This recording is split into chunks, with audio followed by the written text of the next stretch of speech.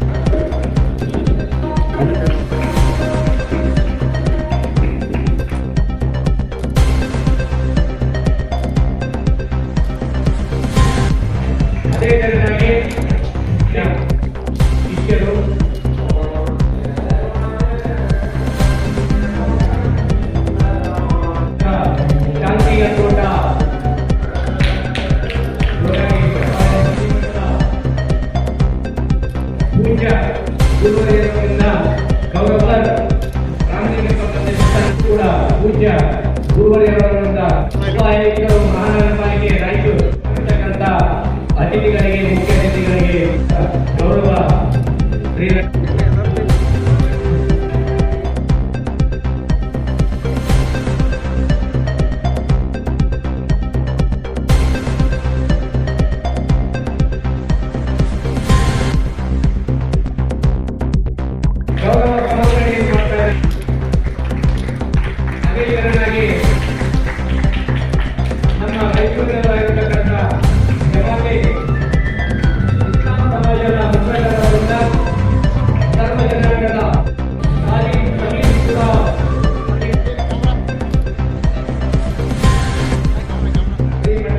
ಇಂದಿನ ಪ್ರಾರಂಭದ ಹೊಸ ಸೇವೆ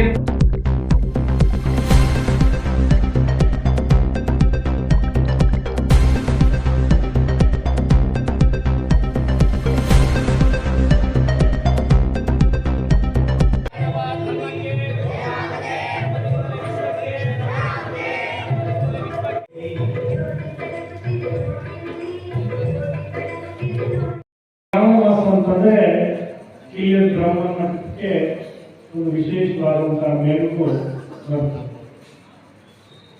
ಈ ಪ್ರವಚನಗಳು ಪ್ರತಿನಿತ್ಯ ಒಂದು ತಿಂಗಳ ಕಾಲ ನಡೀತದೆ. ಮಠಗಳು ಮತ್ತು ಪ್ರವಚನ ವಿಶೇಷವಾಗಿ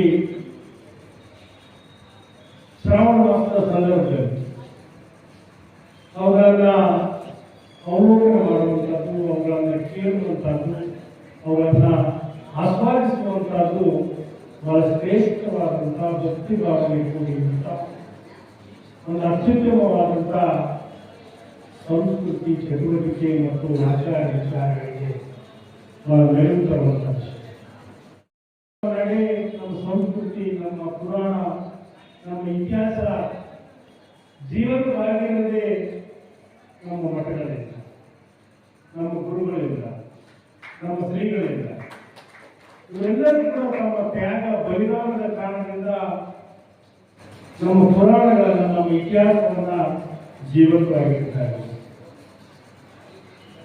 ಮಠಗಳು, ಶ್ರೀಗಳು ಇವರೆಲ್ಲರೂ ಕೂಡ ನಮ್ಮ ಇಡೀ ಹಿಂದೂ ಸಮಾಜವನ್ನ ಅದರ ಜೊತೆಗೆ ನಮ್ಮ ಜೊತೆಗೆ ಬೆರೆತು ಹೋಗಿರುವಂತ ವಿವಿಧ ಸಮುದಾಯಗಳ ಧರ್ಮಗಳನ್ನ ಒಗ್ಗೂಡಿಸಿಕೊಂಡು ದೇಶದಲ್ಲಿ ಸೌಹಾರ್ದತೆ ವಾತಾವರಣವನ್ನು ಮೂಡಿಸುವ ಹಿನ್ನೆಲೆಯಲ್ಲಿ ಶ್ರೀಗಳ ಮತ್ತು ಮಠಗಳ ಒಂದು ಏನು ಅವರ ರೋಲ್ ಏನಿದೆ ಅದು ಬಹಳ ಅವಶ್ಯಕತೆ ಹೌದು ಮತ್ತು ಅದು ಬಹಳ ಸುಗಮವಾಗಿ ಅತ್ಯಂತ ಪರಿಣಾಮಕಾರಿಯಾಗಿ ನಡೆಸಿಕೊಂಡು ಹೋಗಿರುವಂತಹದ್ದು ನಮ್ಮ ಸುದೈವ ಅಂತಲೇ ನಾನು ಈ ಸಂದರ್ಭದಲ್ಲಿ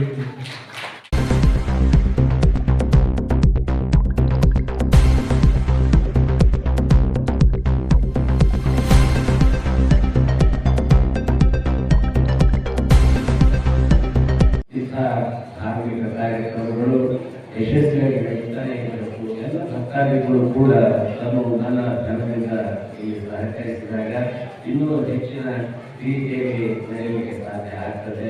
ಇವತ್ತು ಒಳ್ಳೆ ಆಡಳಿತ ಪ್ರಾಪ್ತವಾಗಿದೆ. ಹೀಗಾಗಿ ಸ್ವಲ್ಪ ಜನತೆ ಭಕ್ತಾದಿಗಳು ಇನ್ನು ಮುಂದಿನ ದಿನಗಳಲ್ಲಿ ಹೆಚ್ಚಿನ ಸಂಖ್ಯೆಯಲ್ಲಿ ಬಂದು ಈ ಶ್ರವಣವನ್ನು ಹೇಗೆ ಮಾಡಿ ಪೂಜರ ಪುರಾಣ ಪ್ರವಚನವನ್ನು ನಾವು ಕೇಳಿ ಶುದ್ಧಿಯನ್ನ ಆತ್ಮರಂಜನೆಯನ್ನ ಮಾಡಿಕೊಳ್ಳಬೇಕಂತ ಮಾತನ್ನು ಹೇಳ್ತಾರೆ.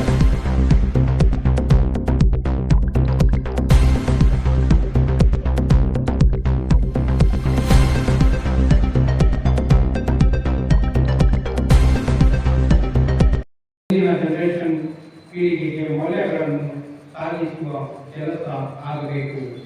ಹಾಗೆ ಸಂಬಂಧಗಳು ಹಾಳಾಗುತ್ತಿರುವ ಕಾಲ ಇದು.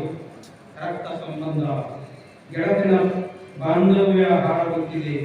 ಧರ್ಮಗಳ ನಡುವೆ ಕಲಹ, ಕೋಮುವಾದ, ಅನ್ಯ ಧರ್ಮೀಯರ ನಡುವಿನ ಪ್ರೀತಿಯ ಸಂಬಂಧಗಳನ್ನು ಹಾಳು ಮಾಡುತ್ತಿದೆ. ಇಂತಹ ಸಂದರ್ಭದಲ್ಲಿ ಇಂತಹ ಕೋಮು ಸಾಮರಸ್ಯದ ಕಾರ್ಯಕ್ರಮಗಳು ಬಹಳ ಅಗತ್ಯ ಹಾಗೂ ಸಂಬಂಧ ಬಲಪಡಿಸುವ ನಿಟ್ಟಿನಲ್ಲಿ ಸೇತುವೆ ಎಂದು ನಾನು ಭಾವಿಸುತ್ತೇನೆ.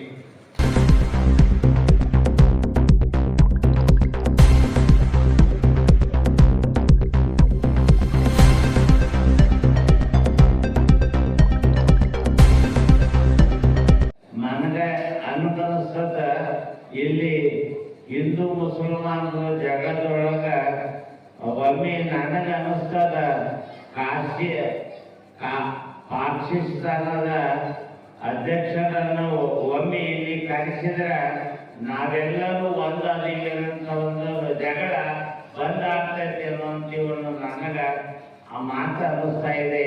ಅದಕ್ಕೆ ಶಾಂತಲಿಂಗ ಮಹಾ ಶಿವಯೋಗಿಗಳು ಏನು ಮಾತಾಡೋದಂತಂದ್ರೆ ಮಾತಾಡಂಗಿಲ್ಲ, ಮೌನವಾಗಿ ಅನುಷ್ಠಾನ ಮೂರ್ತಿಗಳಾಗಿ ಏನು ಕೇಳಿದ್ರು ಕೂಡ ಅವರ ಕೈಯಲ್ಲಿ ಒಂದೇ ಮಾತದ, ದೇವಿಯ ಆಶೀರ್ವಾದ. ದೇವಿಯ ಆಶೀರ್ವಾದ ಅಂತಂದ್ರೆ ಜಗತ್ತನ್ನು ಕಾಪಾಡುವ ಮಹಾತಾಯಿ ಇವರನ್ನು ಕಾಪಾಡ್ಯಾರ ಅಂತಿಕೊಂಡಂತಂದ್ರೆ ಈ ಸಾವಿರ ಮಾತಾಡೋದಕ್ಕಿಂತ ನೀವು ಒಮ್ಮೆ ಭಕ್ತಿಯಿಂದ ಶಾಂತಲಿಂಗ ಶಾಂತ ಮಹಾಶಿವಯೋಗಿಗಳ ಪವಿತ್ರ ಪದಕ್ಕೆ ನೀ ಭಕ್ತಿಯಿಂದ ಅಂದ್ರೆ ನಿಮ್ಮ ಜೀವನ ಪಾವನ ಆಗ್ತೈತೆ ಅನ್ನುವಂಥ ಮಾತನ್ನು ಹೇಳಿ ಒಂದು ಮಾತು ಹೇಳ್ತೇನೆ.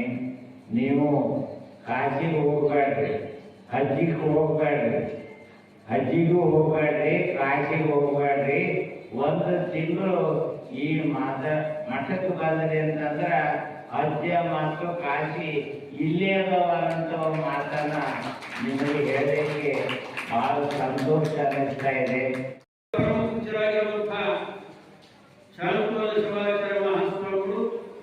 ಆತ್ಮೀಯರು ಸರಳ ಹೃದಯದ ಸಜ್ಜನಿಗೆ ಸಾಕಾರ ಮೂರ್ತಿಗಳು ಧೈರ್ಯ ಸ್ವಾಮಿಗಳಲ್ಲಿ ಎಲ್ಲರನ್ನು ಪ್ರೀತಿಸುವಂತ ಪ್ರದೇಶ ಶ್ರೀಮಂತಿಕೆ ಅವರಿಲ್ಲ.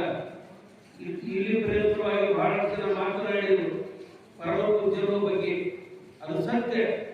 ಎಲ್ಲರನ್ನು ಅಪ್ಪಿಕೊಳ್ಳುವಂತ ಅವರಿವರೆನ್ನದೇ ಧರ್ಮ ಜಾತಿಗಳನ್ನು ಎಣಿಸಲಾಗದೆ ಮಾನವ ಕುಲಕೋಟಿ ಒಂದು ಮಾನವೀಯತೆ ಧರ್ಮವನ್ನ ಅಳವಡಿಸಿಕೊಳ್ಳಬೇಕು ಅನ್ನೋದು ತೋರಿಸಿಕೊಟ್ಟರೆ ಅಂದ್ರೆ ಪರಮ ಪೂಜ್ಯ ಶಾಂತವಲ್ಲ ಶಿವಾಚಾರ್ಯರು ಮಾತನ್ನ ನೆನಪಿಸಿಕೊಳ್ಳಬೇಕು. ಮಹೇಶ್ವರ ಗುರು ಸದಾಶಿವ ಗುರುವೆನ್ನಿನ್ನಯ ಪಾದ ಪದ್ಮಗಳಿಗೆ ನಮಿಸುವೆನು. ಗುರುವೇ ಸಚ್ಚಿದಾನಂದ ದೇವನೇ, ಗುರುವೇ ಓಂಕಾರ ರೂಪನೇ, ಗುರುವೇ ನೀ ಚರಿತೆ ಪೂರ್ಣಿಸು ನಾಗಲಿಂಗೇಶ.